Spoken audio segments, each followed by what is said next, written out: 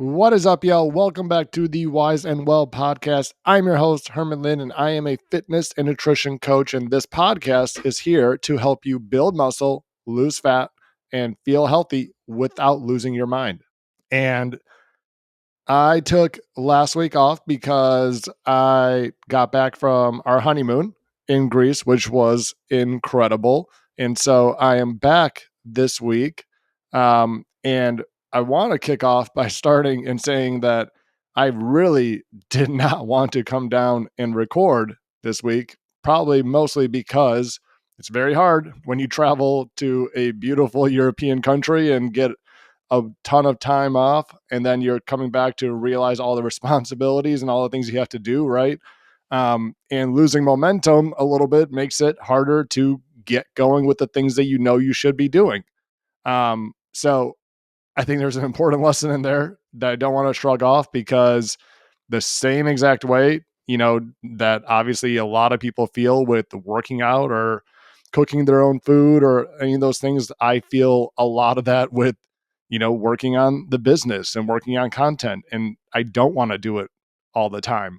Sometimes I had to tell myself, dude, you just got to do it, right? Because I know after I'm going to feel better. I know it's going to move me closer to the person that I want to be and the life that I want to have. Um, and so I think it's important to just recognize that, right? Because I know that the second that I finish this episode and record more every single time I do it, I'm building more momentum the other way, right? I always look at momentum and motivation as something that's kind of like a train that can move two ways on a rail, right? Once it's picking up speed and moving in one direction, it is almost like effortlessly moving in that direction, right? But to slow that train down, think about a train coming to a halt and then switching complete opposite directions, right? That takes so much energy to be able to do that. Um, it's not easy, right? But then as soon as the train is moving the other way, the same exact thing happens, right? As it picks up steam, more momentum starts happening and it becomes easier and easier and easier. So knowing that, right, you just have to accept that when you are trying to move momentum in the other way, if you are trying to, get back in the gym and make your workouts consistent, or start, prioritizing your protein and maybe knowing that you need to start tracking your calories to hit your fat loss goals or whatever it is, you're going to feel resistance in the beginning, right? It's not going to feel comfortable, and that's okay. That's a very normal feeling. But the more you do it, on a regular basis, on a daily basis, right? It doesn't have to be anything extravagant or crazy. It's just simply putting in the reps, right? If every 20-minute workout that you put in, the next one's going to feel a little bit more natural, a little bit easier, and a little bit less resistance, right? So lean into the resistance, lean into the discomfort, exactly how I am doing right now as I am recording this, and just know that every rep you put in, as long as it's an action that is moving you towards the person you want to be and the life you want, it's worth taking, right? Even if it feels like you don't want to sometimes. So that was a quick segue. And I thought it was important to highlight quick, but that's not what today is about. Today is about what, coming off a trip where me and my wife on our honeymoon, we went to Greece for about 7 days. There was like 2 days of travel on top of that. We were in Mykonos, Santorini, and Athens for a day. It was absolutely beautiful. The food was amazing. The culture is awesome. Highly recommend it. Obviously we feel very fortunate to be able to do that. And before we start a family and everything like that, we didn't know how many more chances we're gonna get to go to Europe or a big vacation like that for a while. So we loved it. If you are able to do it, I would definitely highly recommend it. But more so, what I want to talk about today is, as I go there, and I'm just a weird person like this that always thinking about, from like a fitness and nutrition and healthy eating and all these, just a life perspective. What is different in some of these other places and cultures where they are known for having a healthier life than what we typically see here in the Western world? And the Mediterranean diet is, one of the highly touted diets around the whole world, and for good reason. It leads to a lot of great outcomes. There's not much focus around restriction in it.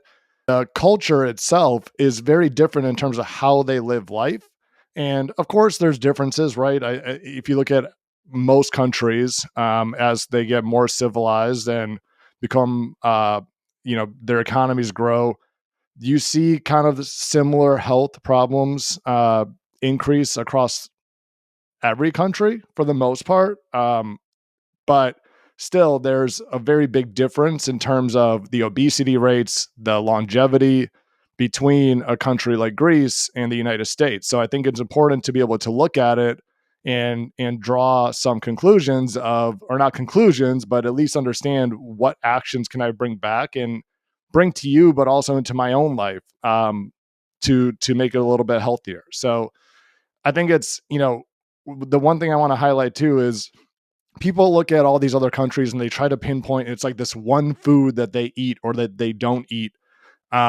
And or it's they have different ingredients and they don't have glyphosate in all their food and all these things. And I don't, like at the end of the day, we just don't have any research that shows that that is the case, that causes any of this. So I think it's not worth trying to draw conclusions, based on all those types of things. Because the reality is, if you look at around the world, there's many healthy cultures and societies, and they live very differently from each other. They eat very different foods, right? Like you do have the Mediterranean lifestyle, but then you also have the Japanese culture, which has some of the lowest obesity rates in the world.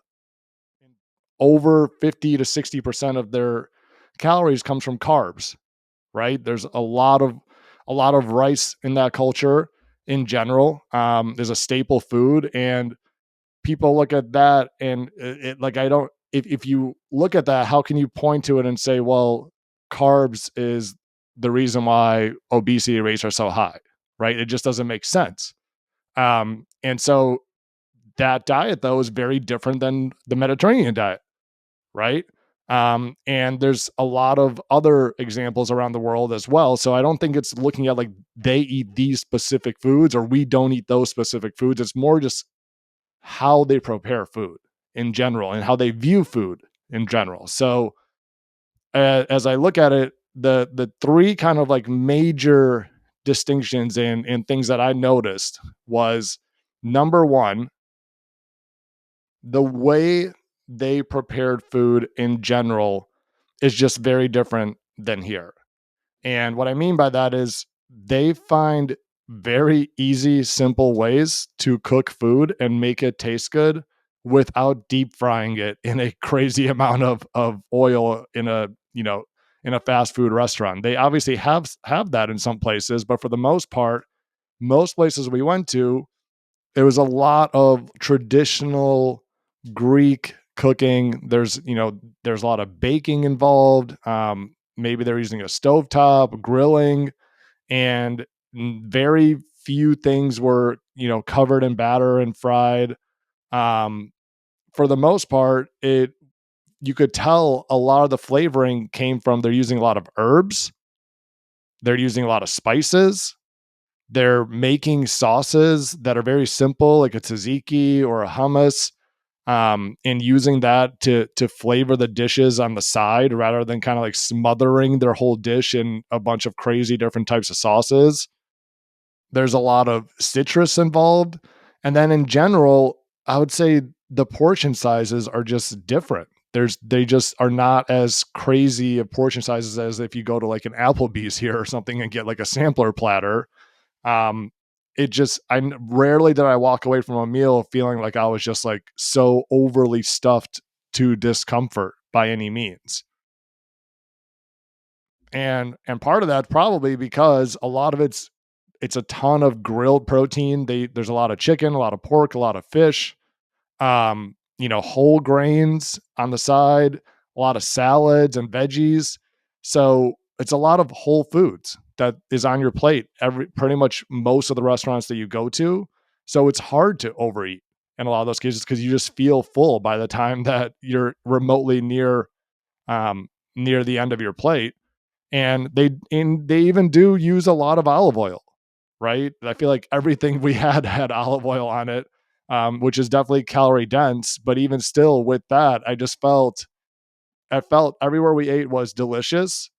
It was very simple in how they dressed it and made it taste good, and it was very filling. And rarely did I ever leave a meal feeling like, 30 minutes later I was going to crash. So I think that's a really important thing that, and I'm really trying to bring that back is we are cooking at home. We've been using a lot more spices and herbs and citrus to flavor our dishes and just keep them simple and not just try to douse them in a bunch of sauces to hide the flavor and just mask it. And I would say I've felt very good this past week of eating for sure, without feeling, restricted. And also it's been easy. It's been simple. Like we've made a lot of just simple protein and seasoned it well. Some grilled veggies on the side, and then, made some rice or used some pita, and kept it very, very simple, not a crazy amount of ingredients, and just had some good meals without overcomplicating it, which I think is an important lesson that I brought from there for sure. Now, number two, I think is was crazy eye opening and something that we don't necessarily have as much control over here in the states based off of where you live. Every single city we went to was in some way, shape, or form designed for walking. So there were so many, and this is throughout Europe, you see a lot of this. There's so many kind of like cobblestone alleys, different like town squares where it's like a bunch of shops and restaurants and bars, and there's no cars that are going on the street. The main city in Mykonos in general, you literally can't even drive a car into the main town, which is awesome. And so as we were literally going from, shop to restaurant to bar and going throughout our whole day, we naturally were just walking a lot without even trying to think about steps, or like forcing ourselves. That was just how you get around there. And we would get home at the end of the night and we're like, wow, like I feel my legs are kind of tired. And you look and we have like 15,000 steps, which is amazing to think about that. At no point during the day that I think about like, okay, but I got to go for a walk now, right? And I get that this is vacation, right? So obviously there's so much more time that we're just like spending walking around. It's obviously not the same as you're working all day at a desk, but I think this is an important thing for us to really think about that, in America, and I think in westernized culture in general, and not even just America. I think like you see this in other developing countries as well, or more developed countries, is that we make things efficient, right? We want to make it as easy and as comfortable as possible. And so part of that is we drive everywhere, and it's because it's faster, right? Um, we live further apart from each other than you do over there. And there's a big emphasis on trying to move away from cities here as you build a family, right? So inevitably what that creates is a culture where we prioritize driving everywhere rather than walking everywhere. And so I'm not going to sit here and say go move to a city where you can walk everywhere. If you are fortunate to be near that or have the resources to do that, amazing. That's awesome. But obviously there's, we're not going to change this overnight in this country. So part of it is just being very aware, I think, of how we have set up our landscape to not have to move a lot, and we do have to find ways to move ourselves more. As you look at the last 50 years and people try to figure out why have obesity rates gone up, why has our health, um, chronic disease gone up, why is our health somehow getting worse, even though medications and medicine is getting better overall. And a lot of that is people try to point to like, well, it's all the sugar, it's all the seed oils, it's all the carbs, and the reality is that's not. We don't really have anything that shows that. um it's much more simpler than that. It's we have we have made it very easy to get fast, tasty food. We have a lot of it. We've made it very cheap, relatively speaking, to what it was, 50 years ago. And it's easy to overeat. We have ultra processed foods everywhere. We have fast food restaurants on every corner. You can get food pretty much whenever you want, wherever you want. And a lot of it is not going to fill you up, right? For the amount of calories you're getting. That coupled with the fact that we've also made everything easier and you now have to move less to be able to do the same things, right? If you think about things like even small changes in our society, that you don't have to go to a movie theater anymore, right? We have Netflix. You can get pretty much any movie you want and from the comfort of your couch, right? In a lot of cases, in some places, you don't even have to go to work anymore. You can just work straight from your home and never leave your couch, right? And this is only going to continue to go like this. Is that our average movement has just gone down over time, and how much you have to move. So I think having a step goal and pushing yourself to say like, no, I'm going to be the one that takes the stairs instead of the elevator, right? I'm going to park a little bit further away from the grocery store. I'm going to wake up in the morning and I'm going to go for a walk because I know it makes the rest of my day so much better and I have more energy when I do that. Like those things seem such like they're so small and it's like, well, yeah, but that's not going to really do anything, but it is. And I think that's an important piece, is to recognize the environment that we're in is not built to be advantageous to your health. It's actually in a lot of ways built for the opposite. It's built to make you as efficient and as comfortable as possible, which in a lot of ways goes against what it takes to be healthy and to survive and live a very long and good life. So I think that's an important thing to recognize. We can't fix it all overnight, but you can take action yourself. And then the last thing that I think is was so apparent when we were there, and something that I think is so important in for a general healthy life overall, is that it was so clear that they put a different value and priority over family and community.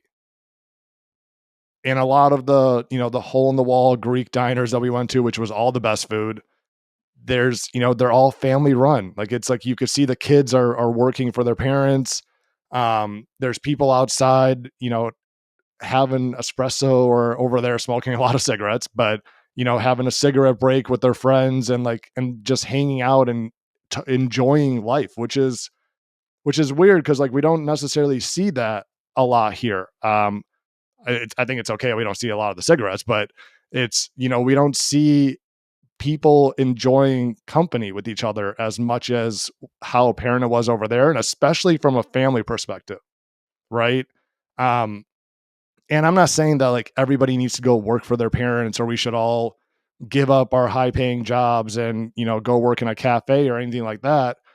But I do think it's important to realize that we are social creatures, right?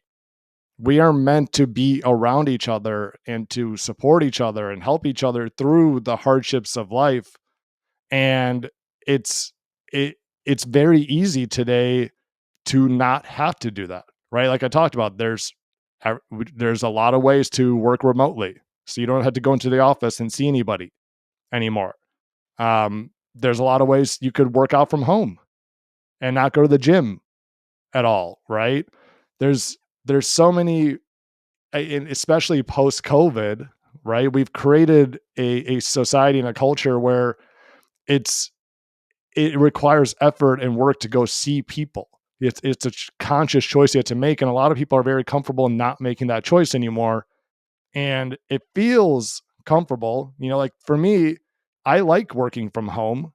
Right? There's from a like a work life balance. It's great because I don't have to commute in the morning or at later in the day.